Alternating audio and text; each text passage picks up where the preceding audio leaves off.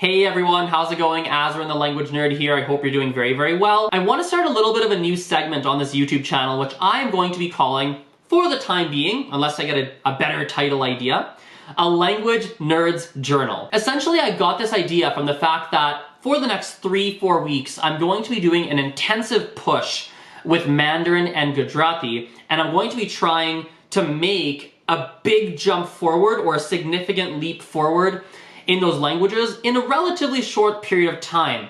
And essentially I was thinking that this video segment or video series, or call it what you will, I thought that would be a really good way to document some of the learnings that are happening and document my progress, but equally importantly, if not more importantly, share a lot of advice, tips, and tricks based on a lot of the progress and based on the different experiences that I am having. The overall format of these videos is going to be the same every time, or at least that's my thinking as of today. Essentially, in the first part of the video, I'm going to give you some different life updates, things around my family, my work, with just life in general, what's going on. And then the second half of the video is going to be heavily focused on language learning stuff. So looking at how are my studies going, how's my practicing going, how is, what am I struggling with? What's going really well? What are my main focuses? What are the pieces of advice that I want to give for you? What learning should you be taking away from it? Etc, etc, etc, etc. So with that aside,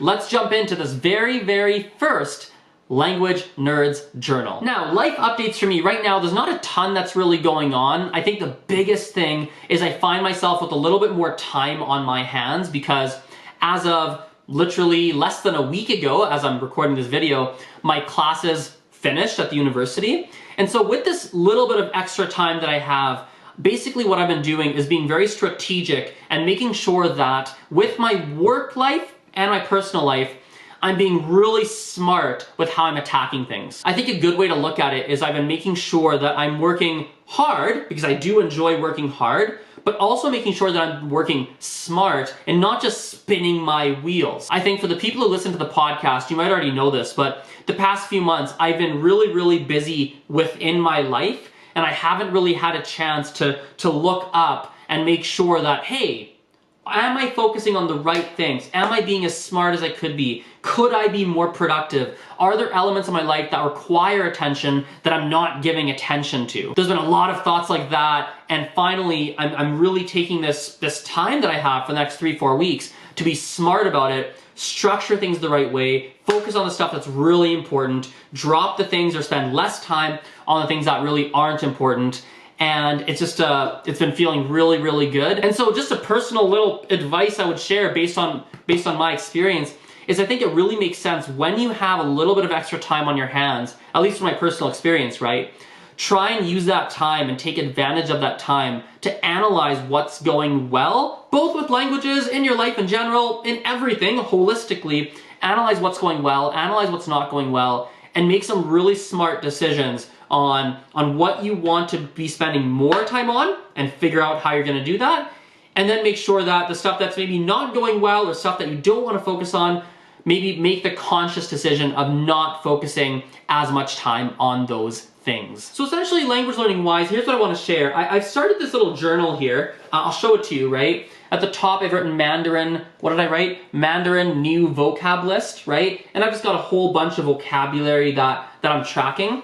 If we go to the back of this book, you'll see something else. Like literally on the last page, I've got Gujarati vocab list. So basically what I'm doing is I'm working through this book from front to back in Mandarin and then back to front in Gujarati. For me personally, the big focus, especially for the next 3-4 weeks in Mandarin and in Gujarati, is on vocabulary. Honestly, vocabulary in my perspective is often kind of like a key, right? Like when you have a lot of vocabulary, when you have an ample or a very high, a lot of words essentially and are able to use them, what that allows you to do is it allows you to communicate about a wide variety of different topics and a wide variety of different in a wide variety of different situations. And right now with Mandarin and Gujarati, that it kind of feels like that's the biggest gap and the biggest barrier that I have. So that's really the big focus for the next 3 weeks. I want to go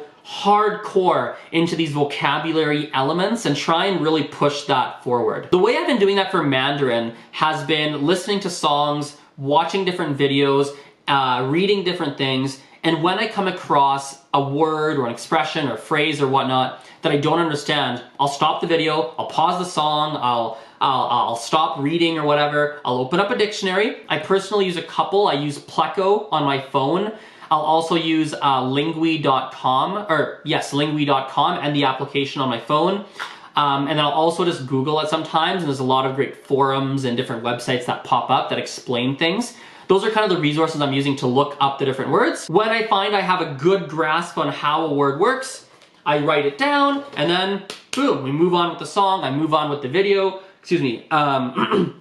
and move on with whatever resource I'm using in that moment. One of the challenges and one of the things that I have to kind of figure out is how I'm going to add some feedback into this whole equation, because ultimately, you know, there's a lot of stuff here, right, that I'm learning in terms of vocabulary and such, but I don't, let's say I'm only 80% sure on how to use some of these words. So a great example of this is a word such as, I learned something which is tipan, right? Tipan. Now, tipan means to look forward to something. Now, the reality though is that I think about that. I think about the different ways one can interpret look forward to or anticipate, right?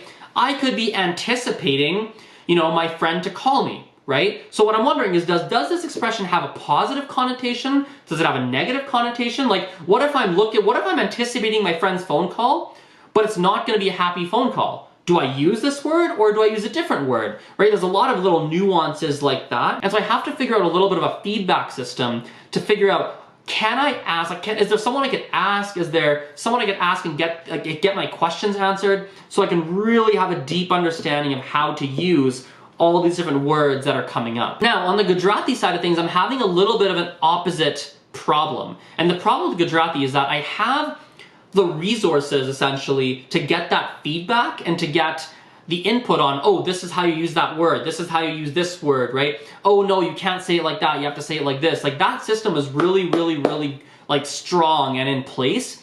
However, what I'm struggling with right now is to find, I guess you could say, source material to be taking vocabulary from. Whatever source you're using to learn vocabulary or learn languages, it has to be something that's engaging and interesting to you and that is introducing you to vocabulary in a way that you like and everything.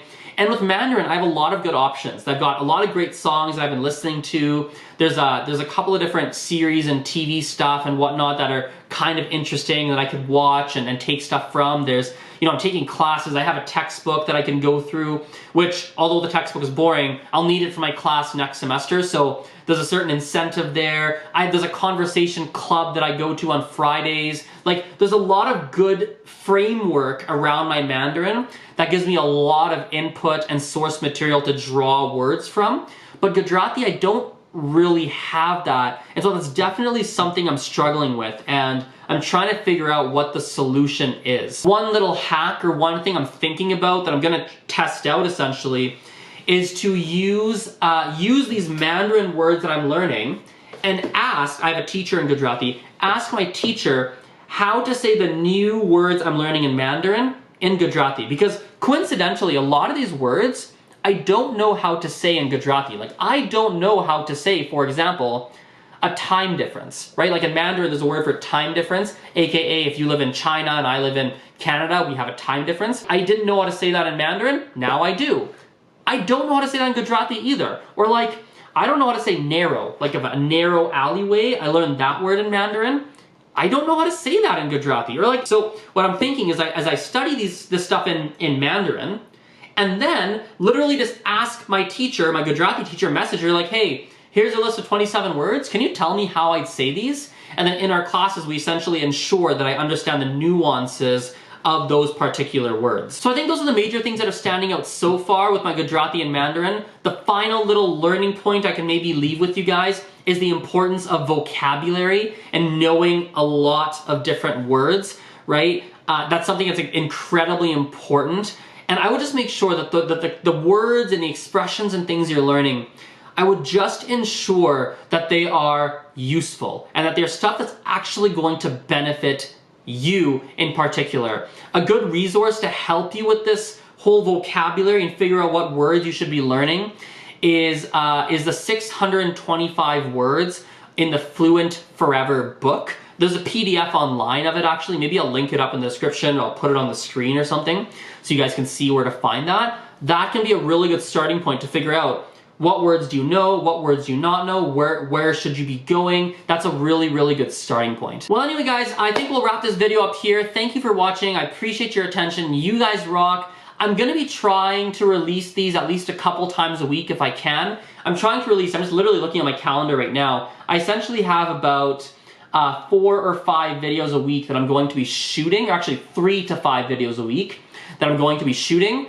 There's going to be some editing time required to actually make these videos and such, and so I probably won't be able to release like 3 to 5 a week, but hopefully if I can release like 1 or 2 a week, that's going to keep this series going for a little bit of time. Thanks again for listening and watching, and we'll talk later. Bye for now.